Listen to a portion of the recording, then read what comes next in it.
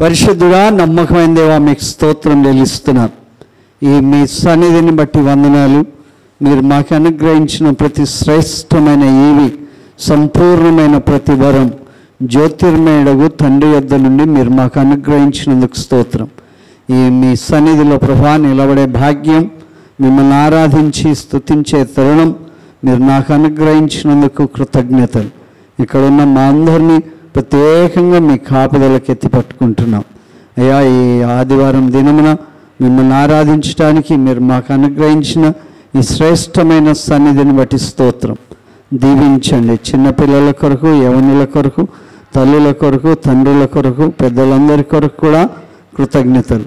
మీకే మహిమ చెల్లిస్తూ మా జీవితంలో మేము సరి చేసుకోవాల్సినవి, సరిగా దిద్దపరచుకోవాల్సినవి మేము ప్రభా మీ వాక్య వెలుగులో మా జీవితాలను సరిచేసుకోవడానికి కృప చూపించమని యేసు ఘనమైన నామములో అడుగుచున్నాం తండ్రి, ఆమేన్. మరొకసారి మీ అందరికి కూడా హృదయపూర్వకమైన ఆహ్వానం తెలియజేస్తున్నాను. దేవుని యొక్క వాక్య భాగం లూకాసు వార్త 7వ అధ్యాయంలోని కొన్ని మాటలు మనం జ్ఞాపకం చేసుకుందాం.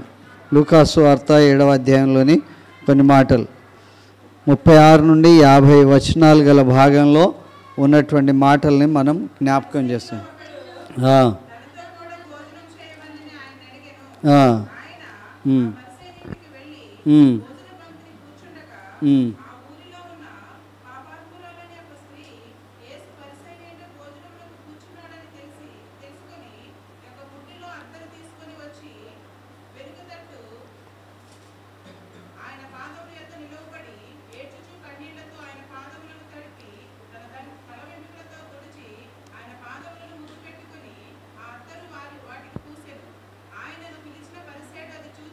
ఓకే, ఇక్కడ వరకు మనం చదివినటువంటి భాగంలో ఎంతమంది వ్యక్తులను చూస్తున్నాం? ఎవరెవరిని చూసాం? ఒకటి పరిసయ్యుడు, రెండవది పాపాత్మురాలైన స్త్రీ, ఇంకొకరు యేసు ప్రభు. ముగ్గురిని చూసాం. ఎంతమందిని చూసాం? తర్వాత ఎవరింటికి వచ్చారు వాళ్ళు? పరిసయ్యుడు. ఆయన పేరేంటి? ఎవరైన పేరు? పరిసయ్యుల యొక్క ఇంట్లో. పరిసయ్యుడు అంటే నిష్ఠ కలిగినటువంటి యూదుడు. తర్వాత ఆ కాలంలో పరిసయ్యులు అంటే ఎంతో ఇలాగ ఉండాలి అంటే ఇలాగ ఉండాలి, సబ్బా దినం ఇలాగ ఉండాలంటే ఇలాగ ఉండాలి అనేటువంటి నిష్ఠతో ఉన్నటువంటి వ్యక్తులు. మనకు ప్రధానంగా రెగ్యులర్గా ప్రపంచవ్యాప్తంగా ఉండేటువంటిది అంటే శుక్రవారం వస్తే ఉపవాస ప్రార్థన. అది అందరికీ గట్టి నిర్ణయం అయిపోయింది మైండ్లో. కనుక ఉపవాస దినం ఏం చేయాలనేది యేసు ప్రభు చెప్పాడు. కానీ అది అంతా ఏమో కానీ మనం శుక్రవారం అంటే మన మైండ్లో ఏం మెదలేదు ఏంటంటే ఉపవాస దినం అని అనుకో. గుడ్ ఫ్రైడే అంటే ఆ గుడ్ ఫ్రైడే రోజు దేవుడికి అంకితం. గుడ్ ఫ్రైడే యేసు ప్రభు శిలువకు వేయబడిన దినం. పునరుత్థానం అంటే రిజరెక్షన్ డే. పునరుత్థానం అంటే యేసు ప్రభు చనిపోయి పాతి పెట్టబడి తిరిగి లేచినట్లు. కనుక ఇక్కడ పరిసయ్యుడు యేసు ప్రభును గమనించడానికి పిలిచాడు. దేనికి పిలిచాడు? ఈయన కూడా పరిసయ్యుడా కాదా అని గమనించడానికి పిలిచాడు. తర్వాత ఆ యొక్క పాపాత్మురాలని ఈ లోకంలో పిలువబడుతున్నటువంటి వ్యక్తి ఎవరి పర్మిషన్ లేకుండా వచ్చేసింది. ఎవరింటికి వచ్చింది? పరిసయ్యుని ఇంటికి వచ్చింది. మా ఇంటికి ఎవరైనా వస్తే తలుపు తట్టి రావాలి కదా. మీ ఇంటికి ఎవరైనా వస్తే తలుపు తట్టి రావాలి. అది కాకుండా గెస్ట్ వచ్చినప్పుడు, మరి ఎవరైనా బంధువులు వచ్చినప్పుడు వాళ్ళు భోజనానికి కూర్చుంటే మరీ భోజనం చేస్తున్నారా, తర్వాత వస్తాం అని చెప్పాలి. అది మర్యాద. కానీ ఈ పాపాత్మురాలైన స్త్రీ అటు ఓనర్ని అడగలే. ఓనర్ని అడగలే అంటే ఎవరిని అడగలేదు? పరిసయ్యుని అడగలే. ఇటు యేసు ప్రభువుని కూడా అడగలేదు కదా. యేసు ప్రభువుని అడిగితే యేసు ప్రభువుతో కూడా వచ్చి కూర్చుండేది. కానీ ఆమె వచ్చి చైర్ వెనక సైడ్ కూర్చొని ఏడుస్తూ ఉన్నదంట. ఏం చేస్తుంది ఆమె? ఏం పని చేస్తుంది? ఏడుస్తుంది. ఏడుస్తే ఏమొస్తాయి? వస్తాయా మీకు కూడా? మీకు కూడా వస్తాయా రావా? వస్తాయి. కానీ మనలకు వచ్చినట్లు 1-2 చుక్కల నీళ్ళు వస్తలేవు ఆమెకి. ఆ యేసు ప్రభు కన్నీళ్ళు కడియంతగా వస్తున్నాయి. వాళ్ళ పాదముల మీద పడి ఇంకా ఈయనకి ఎన్ని రకాల భోజనాలు ఏర్పాటు చేశారని చూడట్లేదు ఆమె. ఎన్ని గుమగుమలు వస్తున్న వాసనలు చూడట్లేదు ఆమె గురి అంతా ఎక్కడికి ఉంది? యేసు ప్రభు పాదాల దగ్గరనే ఉన్నది. ఆ కన్నీళ్ళ దగ్గర ఆమె కన్నీళ్ళు మాత్రమే వస్తాయా? ఇంకేమన్నా వస్తాయా? అవే వస్తాయా? ఇంకేమొస్తాయి? మూలుగులు కూడా వస్తాయి కదా. ఏమొస్తాయి? మూలుగులు కూడా వస్తాయి. మూలుగులు వస్తాయి రావా? ఏడుస్తే ఏమొస్తాయి? మూలుగులు వస్తాయి. మూలుగులు వస్తే మనకు అర్థమవుతుంది, ఓహో వీళ్ళు ఏడుస్తున్నారని. కనుక దుఃఖం వస్తుంటే ఆ మూలుగులు వస్తూ ఉంటాయి. మూలుగులు వస్తుంటే ఆ శబ్దాలు వస్తాయి. శబ్దాలు వచ్చినప్పుడు అర్థమవుతుంది ఏంటంటే వీళ్ళు ఏడుస్తున్నారని. లేకపోతే మామూలుగా ఉన్నారేమో, కూర్చున్నారేమో అని అనుకుంటాం.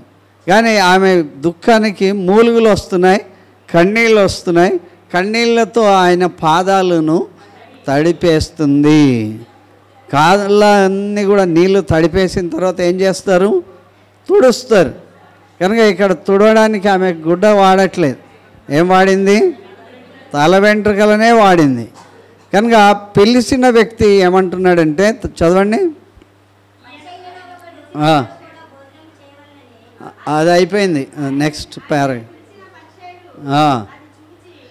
ఎవరిని చూశాడు? పిలిచిన పరిసయుడు ఎవరిని చూశాడు?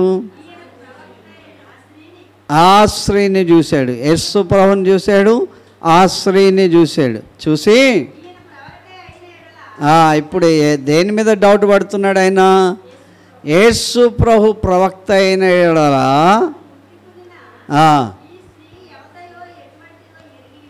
హల్లెలూయా. ఏ డిస్క్రిమినేషన్, ఒక ఏర్పాటువాదాన్ని చూస్తూ ఉన్నాడు ఇక్కడ. ఏర్పాటువాదం ఏంటి? ఆయనను ముట్టుకున్నటువంటి ఈ స్త్రీ ఎవరో, మనం ఎందుకు అట్లా అనాలి కానీ ఆమె ఎవరో కదా. ఆమె ఎవరో, ఎటువంటి ఆవిడో ఆయనకు తెలిసి ఉండాలి. మన దగ్గర అంత దగ్గర కూర్చున్నటువంటి వ్యక్తి ఎవరు, ఏమి, ఆమె ఏం పని చేసేది, ఎలాంటి వ్యక్తి, ఆ వ్యక్తిత్వం అంతా కూడా యేసు ప్రభుకు తెలిసి ఉండాలి. ఈయన ఎవరైతే తెలుస్తుంది? ప్రవక్త అయితేనే తెలుస్తుంది. హల్లెలూయా. యేసు ప్రభుకు తెలియదా? తెలుసు కదా. యేసు ప్రభు ఎవరిని కూడా సమస్తమైన భారం మోస్తున్న సమస్త జనులారా నా యొద్దకు రండి అని ఆహ్వానించేవాడు. యేసు ప్రభు ఎవరిని కూడా దూరం చేయలే, ఎవరిని కూడా దూరపరిచేవాడు కాదు, అవమానపరిచేవాడు కాదు, ఎవరిని కూడా అంగీకరించను అని చెప్పినటువంటి వ్యక్తి కాదు. ఆయన ఏం చెప్తున్నాడు అంటే, సమస్త ప్రయాసపడి భారం మోస్తున్న సమస్త జనులారా నా దగ్గరకు రండి, నేను మీకు ఇస్తాను. యేసు ప్రభు ఎక్కడ పోయినా జనసమూహం ఉన్నారు కనుక ఆమెకు అవకాశం కలగలేదు. ఆమెకు ఎప్పుడు అవకాశం కలిగిందంటే, సమరైన ఇంట్లో భోజనానికి కూర్చున్నప్పుడు, యేసు ప్రభు కూడా ఒంటరిగా ఉన్నప్పుడు అక్కడికి వెళ్ళి ఆమె ఏడుస్తూ కన్నీళ్లు గారుస్తూ ఆయన పాదాలు కడుగుతూ ఉన్నది. హల్లెలూయా, హల్లెలూయా.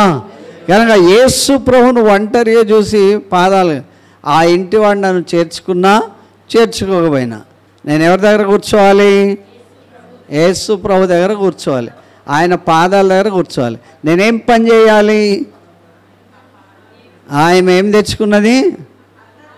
ఆ అత్తరు బుడ్డి తెచ్చుకుంది. ఈ అత్తరు బుడ్డి ఏం చేయడానికి? ఆయన పాదాలను తుడవడానికి, ఆయన పాదాలకు పోయడానికి. నేనేం చేయాలి? నా కన్నీళ్ళు, ఆ కన్నీళ్లతో ఆయన పాదాలని కడగాలి, నా తల వెంట్రుకలతో ఆయన పాదాలు తుడవాలి. ఆమె ఆ పని చేస్తూ ఉంది. ఆయన పాదముల మీద పడి ముద్దు పెట్టుకుంటూ ఉన్నది.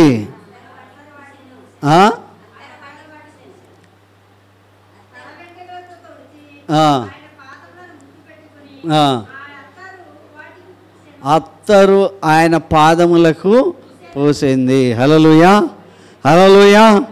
కనుక ఈమె కేవలం యేసు ప్రభువుని చూడాలని రాలే. యేసు ప్రభువుని చూస్తే ఆ మధ్యలోకి వెళ్ళి చూసి అయ్యా వందనాలండి అని వెళ్ళిపోవాల్సిందే.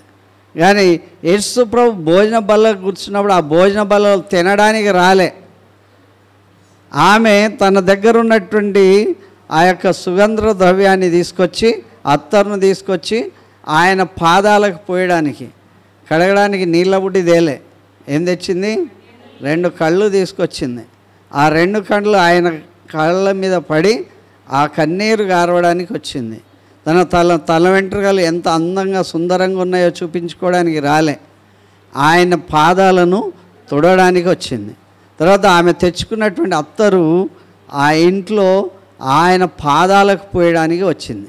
ముఖానికి పూద్దామని కానీ చేతులకు పూద్దామని రాలే. కనుక ఆమె తన పానార్పణంగా సమర్పించడానికి వచ్చింది. హల్లెలూయా, హల్లెలూయా. ఇంటికి పిలిచిన వ్యక్తి డౌట్ పడుతూ ఉన్నాడు, ఆయన ప్రవక్తయో కాదో. ప్రవక్త అయితే ఆమె ఎటువంటి వ్యక్తియో ఆ వ్యక్తిత్వాన్ని శంకించేటువంటి వ్యక్తిగా ఉండాలి.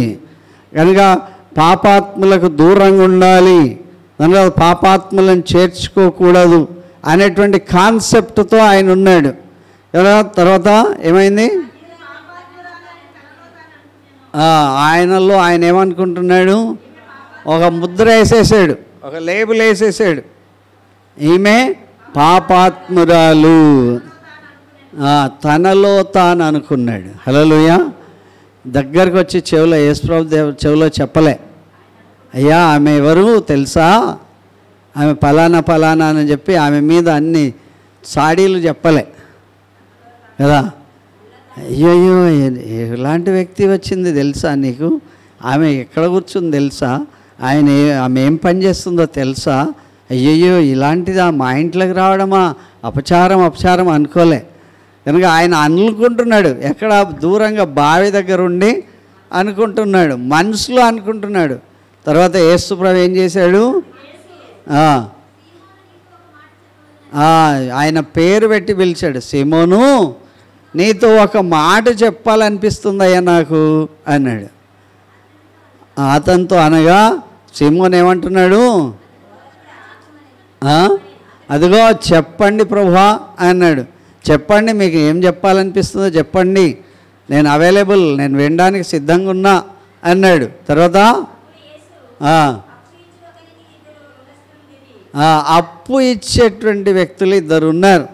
2 ఒక ఆయనకు రుణం కలిగి ఉన్నారు. 2 వ్యక్తులు అప్పు ఇవ్వాలి. ఒకడేమో ఎక్కువ శాతం ఇవ్వాలి, ఒకడేమో తక్కువ శాతం ఇవ్వాలి. తర్వాత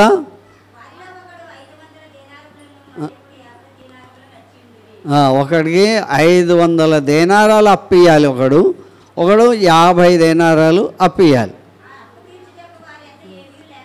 2 దగ్గర ఏంటి, 500 ఉన్నోడి దగ్గర 500 లేవు, 50 ఇవ్వాల్సినోడు 50 కూడా లేవు. కనుక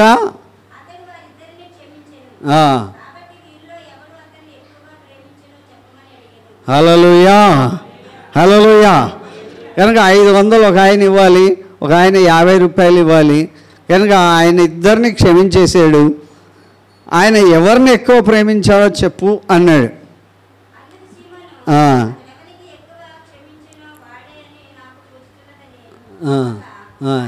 ఇఫ్ ఐఎమ్ నాట్ రాంగ్ అంటా ఉన్నాడు. నేను తప్పు చేయకపోతే, తప్పు కాకపోతే ఎవరికి ఎక్కువ ఇవ్వాలో ఆయనను ఎక్కువ క్షమించినట్లు నాకు అనిపిస్తుంది అన్నాడు. మీరు కూడా అట్లాగే అంటారా? 500 ఇవ్వాలి, 50 రూపాయలు ఇవ్వాలి. ఎవరిని ఎక్కువ ప్రేమించినట్లు? 500 ఇవ్వాల్సిన వాడిని, అబ్బా 500 ఇవ్వాల్సింది, ఓ నేను క్షమించేసిన అంటే ఆయన సంతోషం ఎట్లా ఉంటుంది?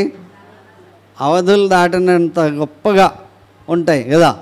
50 రూపాయలు, నాకు 50 రూపాయలే కనుక ఈయనను క్షమించేసా అన్నాడు. యేసు ప్రభు వాళ్ళతోనే ఆన్సర్ చెప్పిపిస్తూ ఉన్నాడు. 500 ఒకటి ఇవ్వాలి, నాకు 50 రూపాయలు ఒకటి ఇవ్వాలి, వాళ్ళిద్దరిని క్షమించేశా, ఇద్దరిలో ఎవరిని ఎక్కువ ప్రేమించినట్లు చెప్పు అంటే ఆయన ఏమని చెప్పాడు? 500 ఇచ్చిన వాడే ఎక్కువగా క్షమించేశారు అన్నాడు. తర్వాత మళ్ళీ ఆ స్త్రీ వైపు చూసి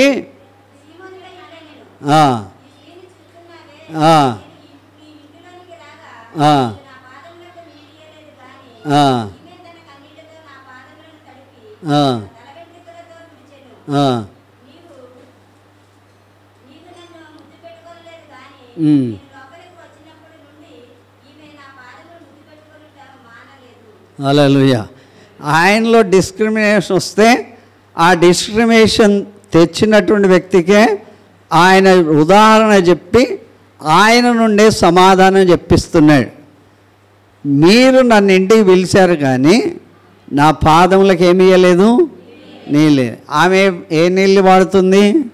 కన్నీళ్ళు వాడుతుంది. నువ్వు నా పాదములు ముద్దుకు పెట్టుకోలేదు కానీ ఆమె వచ్చినప్పటి నుండి నా పాదములను ముద్దు పెట్టుకుంటూ ఉంది. కనుక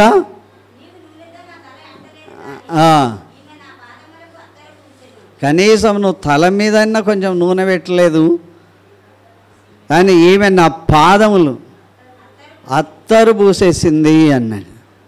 తర్వాత నువ్వేం చేయలేకపోయావో ఆమె అది చేస్తుంది. ఇంకా నీకన్నా ఎక్కువ ఎవరు ప్రేమించినట్లు? ఒకవేళ మీ ఇంటికి అలాంటి స్థితి ఏమైనా ఏర్పడితే మీకు కోపం వస్తుందా, ప్రేమ వస్తుందా? కోపమే కదా. మా ఇంట్లో కూర్చొని నన్ను తిడుతూ ఉన్నాడు, ఆ పక్కింటి ఆమె వచ్చేసి ఆమెను మెచ్చుకుంటా ఉన్నాడు అని మనం ఇహలోక సంబంధమైన సహజం. కానీ నువ్వు మా గురించి మాట్లాడాలి కానీ ఆ పక్కింటి ఆమెను పొగుడుతున్నావేంటి? ఆ పాపాత్మురాలని పేరు పెట్టాము అందరం కలిసి, ఆ పాపాత్మురాలను మీరు పొగుడుతున్నారేంటి? మా ఇంట్లో ఆమెను పిలుచుకొని మీరు కాళ్ళకు కన్నీళ్ళు తోటి నీ పాదములు తుడుస్తుంటే ఏం అనట్లేదేంటి అని అంటాం. యేసు ప్రభు ఆమె యొక్క విస్తారమైనటువంటి పాపములను క్షమించేసింది. హల్లెలూయా. విస్తారమైనటువంటి పాపాలు చేసింది కనుక విస్తారమైన ఆమె ఎన్ని పాపాలంట? మన ఎన్ని పాపాలంట? మన ఏం పాపమే లేదు మనది కదా. కనుక మన పాపం లేనట్లుగానే మనం ఫీల్ అవుతూ ఉంటాం. మన పాపమే లేదు మనలో, ఏ రకమైన పాపం. వాళ్ళిద్దరిలో ఆసక్తి ఉంది, ఆకాంక్ష ఉంది. ఆయనేమో సమరయుడైనా దేవునికి ఇంటికి భోజనానికి పిలిచాడు కనుక ఆయన బావి దగ్గర పోయి నీళ్ళు తీసుకొస్తా ఉన్నాడు. అంతసేపట్లో ఈమె ఆ యొక్క అవకాశాన్ని కొట్టేసింది కనుక నీళ్ళు తీసుకొచ్చి కన్నీళ్ళతో ఆయన పాదాలు కడుతాను. వాళ్ళిద్దరికైనా ఆసక్తి ఉన్నది. హల్లెలూయా. వాళ్ళిద్దరికైనా ఆసక్తి. ఆ ఇంట్లోకి వచ్చి ఆ ఇంటి వాడిని పొగడకుండా తిట్టే ధైర్యం యేసు ప్రభుకున్నది. హల్లెలూయా. మా ఇంటికి పిలిపించుకొని నేను తిట్టిపించుకోవాలా అనుకుంటారా? కనుక దేవుడు యేసు ప్రభు డైరెక్ట్గా వాళ్ళతో చెప్తున్నాడు, నీవేం చేయలేకపోయావో అది ఆమె చేస్తుంది. ఆమె మీరు పాపాత్మురాలని పేరు పెట్టారు నిజమే, ఆమె విస్తారమైన పాపాలన్నీ కూడా క్షమించబడ్డాయి. మీ తక్కువ పాపాలు కూడా క్షమించబడుతున్నాయి కనుక మీరు కూడా క్షమించబడుతున్నారు. అయినప్పటికీ కూడా ఎదుటివానిలో ఉండే తప్పులు ఎంచేటువంటి విధానం ఎవరిలో ఉంది? యేసు ప్రభువులో ఉందా లేకపోతే సమరయుల్లో ఉందా? సమరయుల్లో ఉంది. అందరినీ సమానతత్వంగా చూసేటువంటి మనస్తత్వం ఎవరిలో ఉంది? యేసు ప్రభువులో ఉన్నది. హల్లెలూయా. కనుక ఈమె విస్తారమైన దోషాలు క్షమించబడ్డాయి. ఎవరికి కొంచెంగా క్షమించబడ్డవో వారు కొంచెంగా ప్రేమించరని చెప్పి నీ పాపములు క్షమించబడి ఉన్నవని ఆమెతో అన్నాడు. హల్లెలూయా.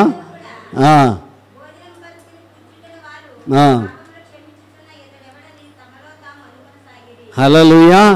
ఇంకా తక్కువ, ఇంకా జనం ఉన్నారు అక్కడ, ఇంకా విఐపీస్ ఉన్నారు రేంజ్ వీళ్ళే కాక. అరే పాపములు క్షమించబడ్డానికి ఇతడెవడు అంటున్నారు. తామలో తాము. యేసు ప్రభు ఆయనలో ఆయన అనుకుంటే కూడా విన్నాడు, వాళ్ళలో వాళ్ళు అనుకుంటే కూడా విన్నాడు. బయటికి అనలేదు ఎవరు. చాలాసార్లు మనసులో నోట్లో కొనుక్కుంటూ ఉంటారు, వినబడదు అనుకుంటారు, కానీ అవి వినబడుతూ ఉంటాయి. కానీ దేవుని వాక్యం చెప్తుంది ఏంటంటే యేసు ప్రభుకి ప్రతి వారి హృదయంలో అనుకునే మాటలన్నీ కూడా వినబడతాయి. చెవులలో చెప్పేవి ఎక్కడ వినబడతాయంట? మెద్దెల మీద కూడా వినబడుతూ ఉంటాయి. తర్వాత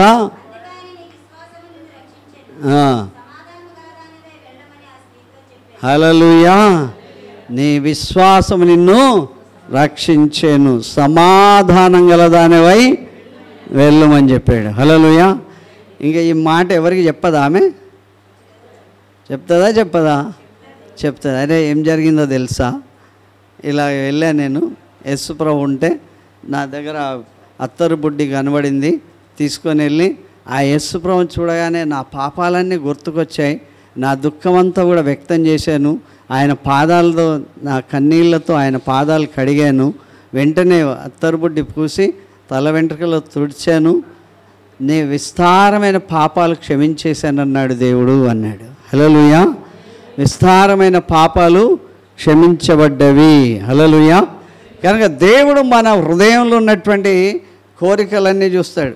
పాపాత్మురాలైన స్త్రీతో మాట్లాడడం కానీ అలాంటివి చేసినప్పుడు మనం ఎప్పుడు కూడా అరే ఇదేంటి ఇలాగా ఎవరైనా మాట్లాడుతుంటే ఇంకొకరు చూసి ఆమెతో ఏం మాట్లాడావు అన్నామనుకో, ఆయనతో మాట్లాడేది కొంతమంది చూసి ఎవరితోనూ చెప్పరు, కొంతమందితో చెప్తారు. తర్వాత చూసినప్పుడల్లా తలంచుకుంటారు, అరే ఈయన ఆమెతో మాట్లాడాడు, ఏంటి కనెక్షన్ అనుకుంటూ ఉంటారు. కానీ దేవుని వాక్యం చెప్తుంది అందరి పాపాలు తొలగించడానికి యేసు ప్రభు ఈ లోకానికి వచ్చాడు. నశించిన దాన్ని వెదికి రక్షించడానికి మనుష్య కుమారుడు ఈ లోకానికి వచ్చాడని దేవుని వాక్యం. 2వ సమూయేలు గ్రంథం 1 సమూయేలు 16వ అధ్యాయం 7వ వచనం. 1 సమూయేలు 16వ అధ్యాయం 7వ వచనం.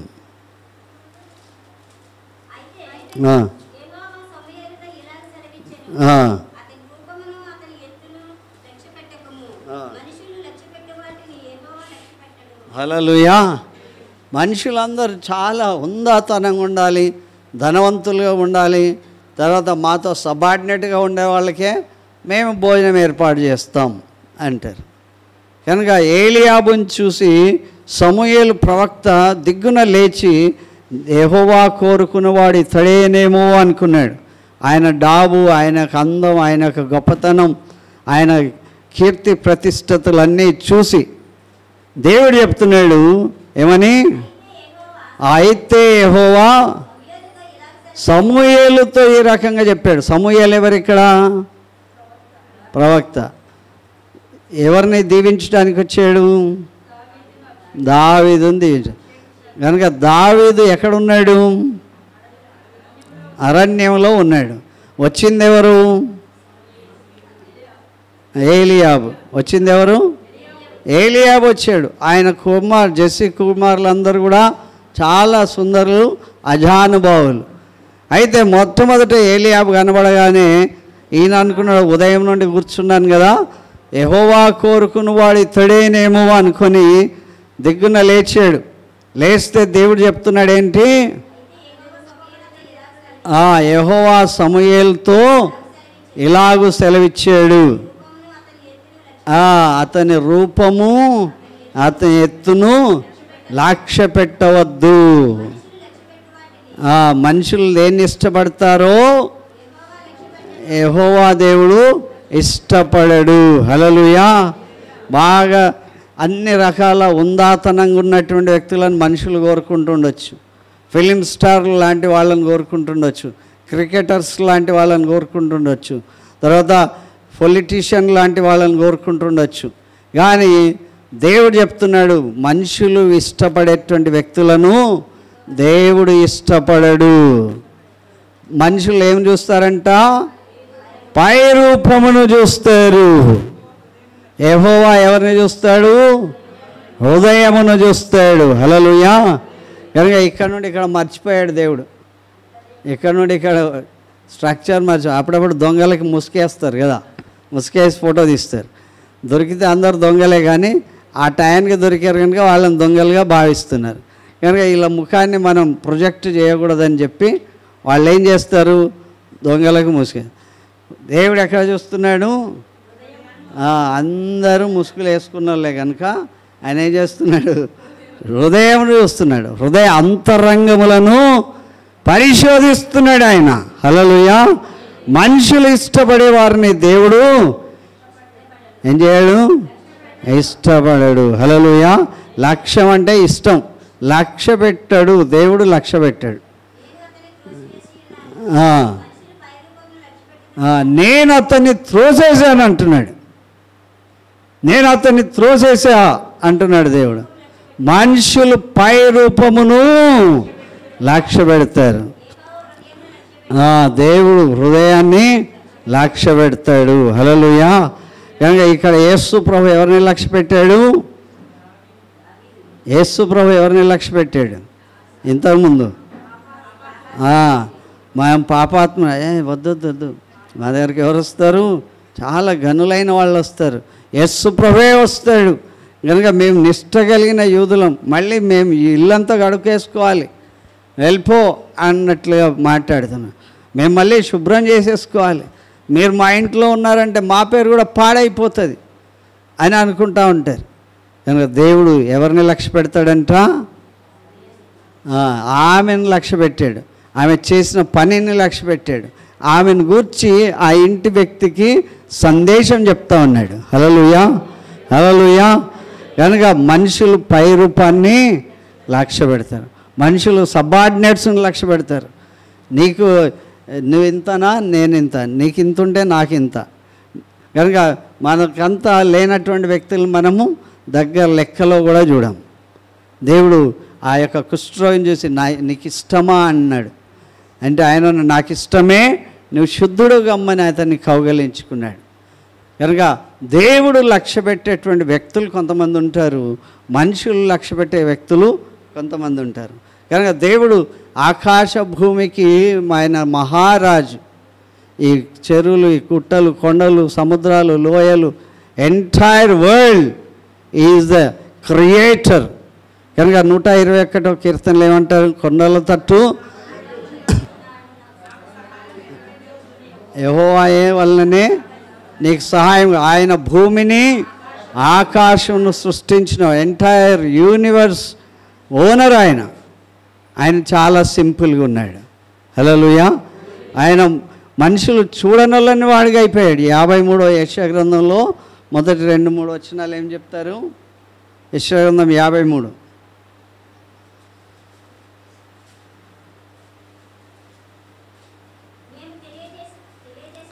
మేము తెలియజేసిన సమాచారము ఎవడు నమ్మేను, యెహోవా భావు ఎవనికి బయలుపరచబడెను. ఇక్కడ యేసు ప్రభు గురించి చెప్పారు. ఎంత సున్నితంగా పుట్టాడు, పెరిగాడు అంటే లేత మొక్క వలెను,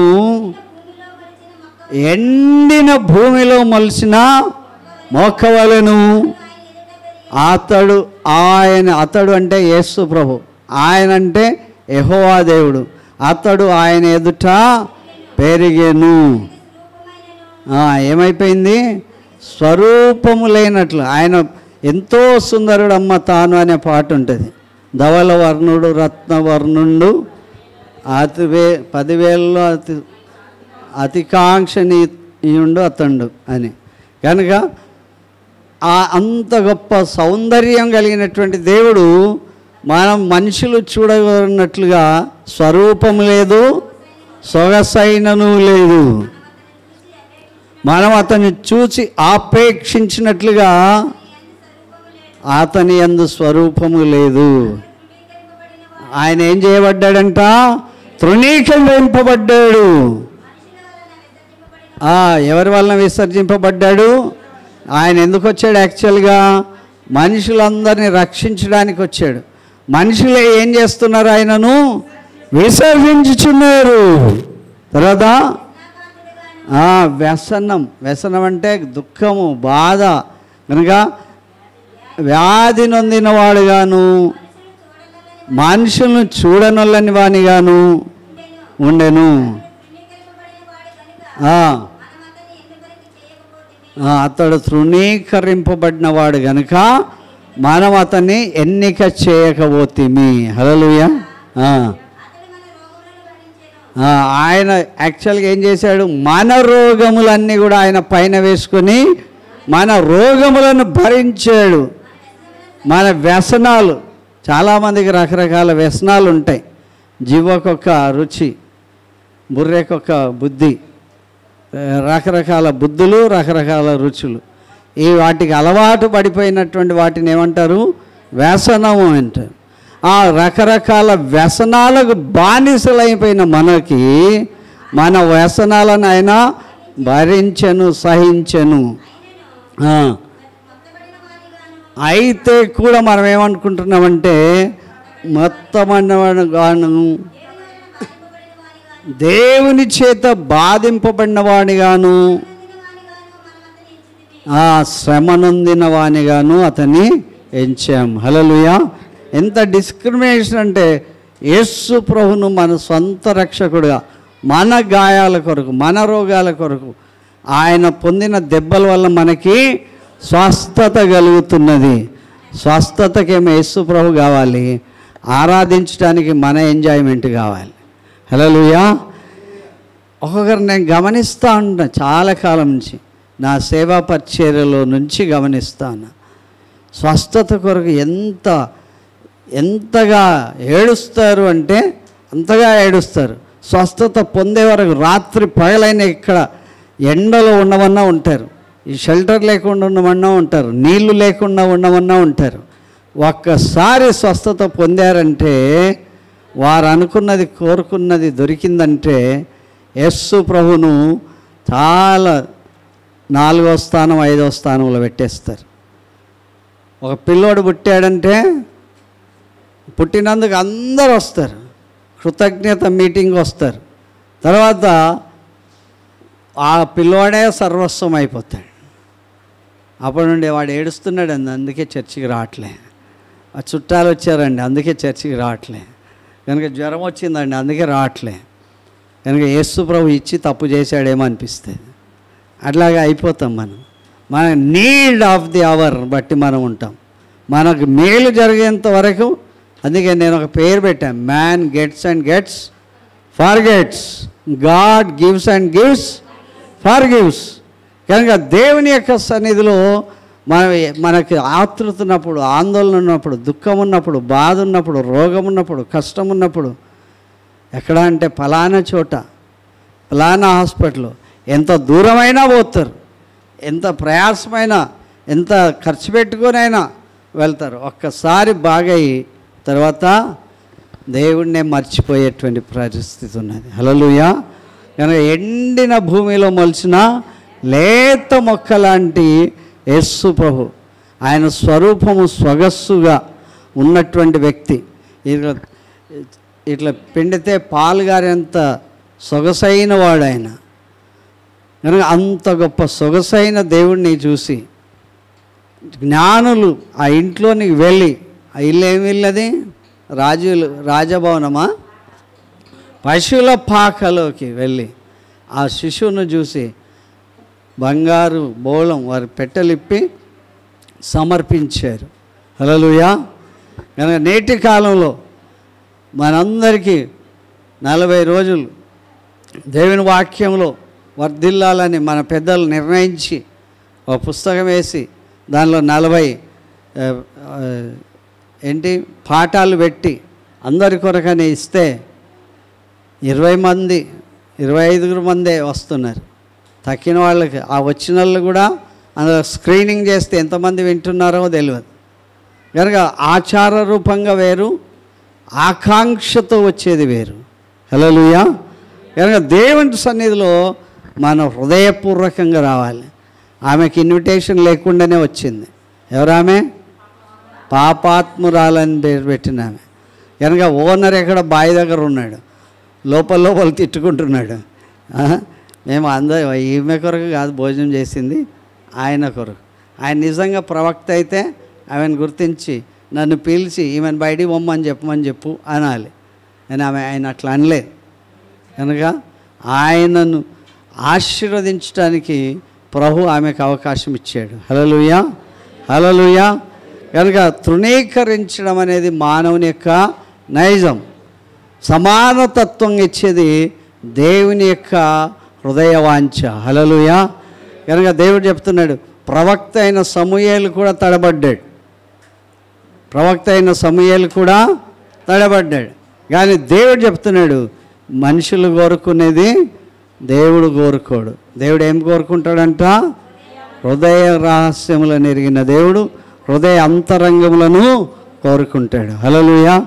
ఈరోజు ఏదోలే ఆదివారం పోయొద్దాం, ఇంట్లో కూర్చొని ఏం చేద్దామని వచ్చిన వాళ్ళు ఉండొచ్చు. ఇక్కడే కదా దగ్గర వెళ్ళొద్దామని ఉండొచ్చు. ఈ ఆదివారం నిజంగా దేవుడిని ఆరాధించడానికి మనం సమయాన్ని పెట్టుకొని వచ్చిన వాళ్ళు కొంతమంది ఉండొచ్చు. ఎవరు ఏ హృదయంతో వచ్చినా హృదయాంతరంగాలను ఎవరు పరీక్షిస్తాడు? దేవుడు. హల్లెలూయా. మనం కుమ్మరించాల్సింది ఏం కుమ్మరించాలి ఆయన దగ్గర? అన్నిటికంటే ముఖ్యంగా చాలా మంచి నీళ్ళు. ఏ నీళ్ళు అనమాట? కన్నీళ్ళు. అవి బుడ్డిలో ఉంచబడి ఆయన పుస్తకంలో రాయబడినటువంటి నీళ్ళు. హల్లెలూయా.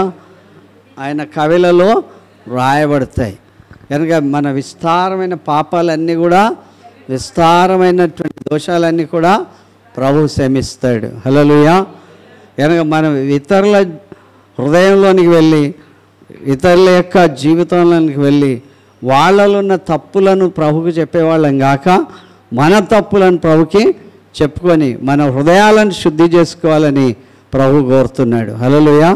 ఈరోజు నేను తలుపు యొద్దండి తడుతున్నాను. ఎవరైనా తలుపు తీస్తే ఎక్కడుంది ఇది? ప్రకటన గ్రంథం 3వ అధ్యాయం 21వ వచనం.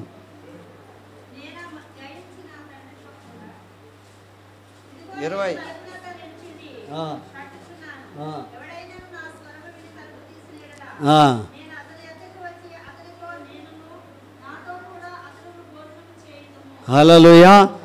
అతడితో కూడా నేను, నాతో కూడా అతడు భోజనం చేస్తామన్నాడు. తలుపు తడితే, తలుపు తీస్తే, తలుపు ఎవరు తట్టాలి? యేసు ప్రభు తలుపు తడుతున్నాడు. ఎవరి హృదయం అనే తలుపు? మానవుడి యొక్క హృదయం తలుపు తడుతున్నాడు. నీ హృదయం అనే తలుపు తడుతున్నాడు. నువ్వు తెరిస్తే కనుక ఎవరు వస్తారు నీలోనికి? యేసు ప్రభు నీలోనికి వస్తాడు.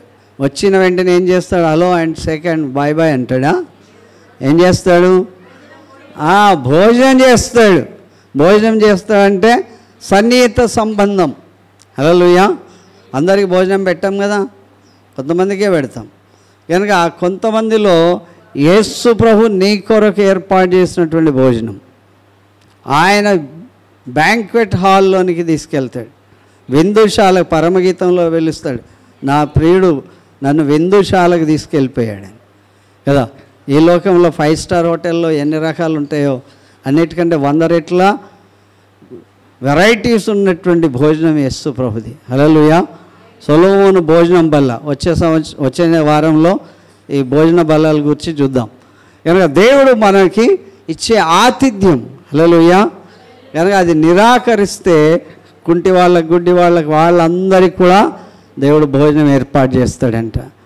కనుక ఆయన నీ కన్నీళ్ళని చూస్తాడు, నీ దుఃఖం చూస్తాడు, నీ రోగం చూస్తాడు, నీ అప్పులు చూస్తాడు. సమస్తమైనటువంటి నీకున్న ఆందోళన అంతటిని తొలగించగలిగినటువంటి సమర్థుడు నీలో ఉన్నటువంటి ప్రతి పాపమును ఆయన తొలగిస్తాడు. హల్లెలూయా, హల్లెలూయా. మనం పాపం లేని వారమని చెప్పుకుంటే మనల్ని మనమే మోసపుచ్చుకుంటున్నాం. కనుక మనలో సత్యం ఉండదు, మనలో సత్యం ఉండదు. కనుక మనం మన పాపాలను ఒప్పుకున్నట్లయితే యోహాను 1 యోహాను 1వ అధ్యాయం 7 నుంచి 9 వచనాలు గల భాగం. యోహాను 1వ యోహాను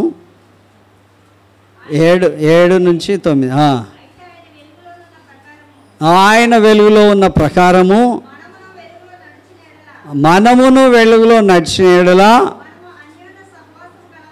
అన్యోన్య సహవాసం. అన్యోన్యం అంటే మిక్కటమైన ప్రేమ కలిగిన వారమై ఉందుము. ఆయన కుమారుడైన యేసు రక్తము ఎన్నెన్ని పాపాలు చేశారో ప్రతి పాపం నుండి మనల్ని పవిత్రులుగా చేస్తుంది. తర్వాత మనము పాపము లేని వారమని చెప్పుకున్న యెడల ఎవరిని మోసం పరుచుకుంటున్నట్లు? మనమేమో ఎవడేమో తింటూ ఉంటాడు, ఏం తింటున్నా అంటే ఏం తింటలేనంటారు, ఎక్కడో పోతూ ఉంటారు, ఎక్కడ పోతున్నట్టు ఎక్కడ పోవట్లేదంటాం. అబద్ధం మనం అబద్ధం ఆడితే ఎవరిని మోసం చేసినట్లు? మనం అనుకుంటాం దేవుడినే మోసం చేసామేమో అనుకుంటాం, చేయాలనుకుంటాం. దేవుని వాక్యం చెప్తుంది మనల్ని మనమే మోసం చేసుకుంటున్నాం, మనలో సత్యం ఉండదు. తర్వాత మన పాపములను మనం ఒప్పుకున్నట్లయితే ఆయన నమ్మదగిన వాడును నీతిమంతుడును గనుక ఆయన మన పాపములను క్షమించి సమస్త దుర్నీతి నుండి మనలను పవిత్రులుగా చేస్తాడు. హల్లెలూయా. కనుక పాపం లేని వారు ఎవరైనా ఉంటే చేయొద్దండి. మనందరం కూడా పాపం చేసి దేవుడు అనుగ్రహించే మహిమను పొందలేకపోతున్నాం. కనుక మన పాపాలను ఒప్పుకోవాలి. యేసు ప్రభువు అన్నాడు, నువ్వు కొంచెం పాపం చేసి ఉండొచ్చు, నేను ఎక్కువ పాపం చేసి ఉండొచ్చు. ఎక్కువ పాపం చేసిన వాడిని క్షమించాడు, తక్కువ పాపం చేసిన వాడిని కూడా క్షమించాడు. ఎక్కువ పాపం చేసిన వాళ్ళు తక్కువ పాపం చేసిన వాడిని నువ్వు పాపం చేసావని చెప్తే ఆయన కూడా పాపం చేశాడు కనుక అందరి పాపములైనా క్షమిస్తాడు. హల్లెలూయా, హల్లెలూయా. కనుక మన పాపాలని ఒప్పుకోవాలి, దేవుడి దగ్గర విడిచిపెట్టాలి. దావీదు అట్లానే రాత్రి పగలు నా పాపం ఎల్లప్పుడూ నా ఎదుట ఉన్నది అని చెప్పాడు. ఈ సోపుతో నా పాపము హిమము కన్నా తెల్లగా. హిమం అంటే ఏంటి? మంచు కన్నా తెల్లగా నన్ను చేయి ప్రభువా అంటున్నాడు. కనుక నా పాపాలు మళ్ళీ ఎప్పుడు కూడా కనబడకుండా తూర్పుకు పడమర ఎంత దూరమో అంత మన పాపంలో అంత దూరంగా పడేసినప్పటికి కూడా పాపం తలెత్తుతూనే ఉంది. కనుక దేవుడు మన జీవితంలో ఎవరిని కూడా తక్కువ స్థాయిలో చూడొద్దు, ఎవరిని కూడా నిందించొద్దు, ఎవరిలో కూడా తప్పులు కనిపెట్టొద్దు. కనుక అందరం కూడా దేవుని యొక్క దృష్టిలో సమానులుగా ఉన్నాం. హల్లెలూయా. విస్తారమైన పాపం చేస్తే విస్తారమైన దోషాలు క్షమించబడతాయి. దేవుడు పై రూపాన్ని చూడడు కానీ ఏం చూస్తాడు? హృదయ అంతరంగం చూస్తాడు. కనుక ఒక మిషనరీ అమ్మగారు ఏం చేసిందంట, ఒక పెట్టెను పెట్టి వాళ్ళ దగ్గర పనిచేసే ఆయనకి చెప్పిందంట, ఏమని? ఈ పెట్టె చాలా జాగ్రత్తగా పెట్టుకో అని. ఈ పెట్టె చాలా అట్లానే చూసి ఆయన 2-3 రోజులు అట్లే చూసి మా అమ్మగారు చాలా జాగ్రత్త పెట్టుకోమని చెప్పి వెళ్ళింది కదా. అసలు ఈ పెట్టెలో ఏముందో చూద్దాం అనుకున్నానంట. ఈ పెట్టెలో ఏముందో చూద్దాం అనుకున్నాను. సరే మెల్లిగా తీసి చూశాడు, ఏమీ కనబడతలే, బరువు పెద్దగా లేదు, ఏదో అటు ఇటు ఊగుతున్నట్లు అనిపించింది. సరే ఏముందో చూద్దామని చెప్పి ఒక రోజు కొంచెం తెరిస్తే అందులో నుండి ఒకటి బయటికి వెళ్ళిపోయింది. ఇప్పుడు అందులో నుండి బయటికి వెళ్ళిపోయింది, మళ్ళీ తీసుకొని ఎక్కడ పెట్టాలి? అందులో అదేంటి పోయింది? ఎలక, ఒకటి చిన్న ఎలక. దొరుకుతుందా?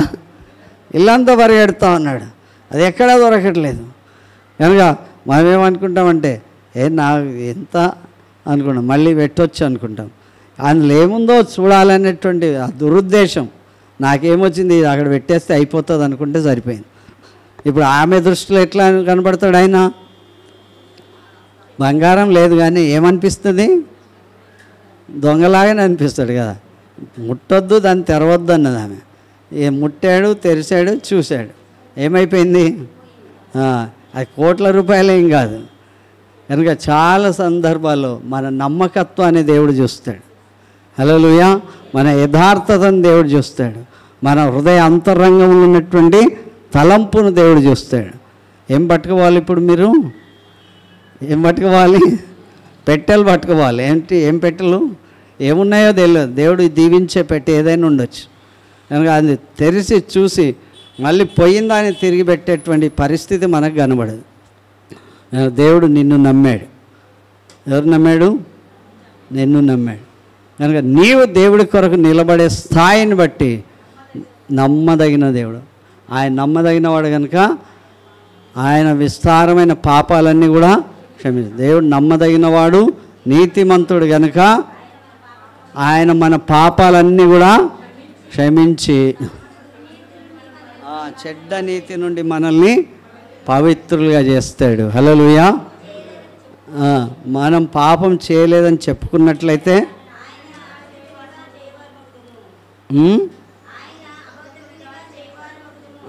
మనం పాపం లేదని చెప్పుకుంటే ఆయనను అబద్ధికునిగా చేస్తాం. ఆయన వాక్యం మనలో ఆ పెట్టెలో ఎలుక ఉండదు. మనం దేవుని యొక్క సన్నిధిలో మన జీవితాలను ఎవరికి వారమే, ఎవరిని ఒకరు పాయింట్అవుట్ చేయాల్సిన అవసరం లేదు. నీ పాపాలు నీకు తెలిసే ఉంటాయి. తెలుసుంటాయా లేదా? తెలుసుంటాయి కదా. మన పాపాలు మనకు తెలుసు కనుక మనం ప్రభువును వేడుకోవాలి. ఆ ప్రభువును వేడుకుంటే ఆయన మన సమస్త దుర్నీతి నుండి మనల్ని ఇప్పుడు ఆ పెట్టె తీసుకురమ్మన్నది అనుకో ఆమె, ఇప్పుడు ఈయన ఎక్కడ పరిగెత్తాలి?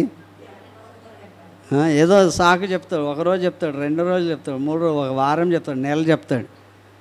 అక్కడే పనిచేసేవాడైతే మళ్ళీ ఆ ఇంటికి రావడానికి ముఖం ఉంటుందా? ఆమె దృష్టిలో ఏమైపోతారు? చిన్న 2 మాటల సెంటెన్సే నిలబడలేనటువంటి వ్యక్తులం అయిపోతాం. హల్లెలూయా. పాపం చేసేవాడు నా ఇంట నిలవరాదని దేవుని వాక్యం చెప్తాడు. హల్లెలూయా. దేశ దిమ్మెరైపోతాడు కనుక దేవుడు మనకిచ్చినటువంటి అవకాశం, మన పాపాలన్నీ కూడా దేవుడు క్షమించేస్తాడు. హల్లెలూయా. హల్లెలూయా. మన కొరకు సిలువలో తన రక్తం చిందించి ఆయన స్వరూపమైన ముఖాన్ని చూడలేనటువంటి వ్యక్తులుగా అయిపోయాం.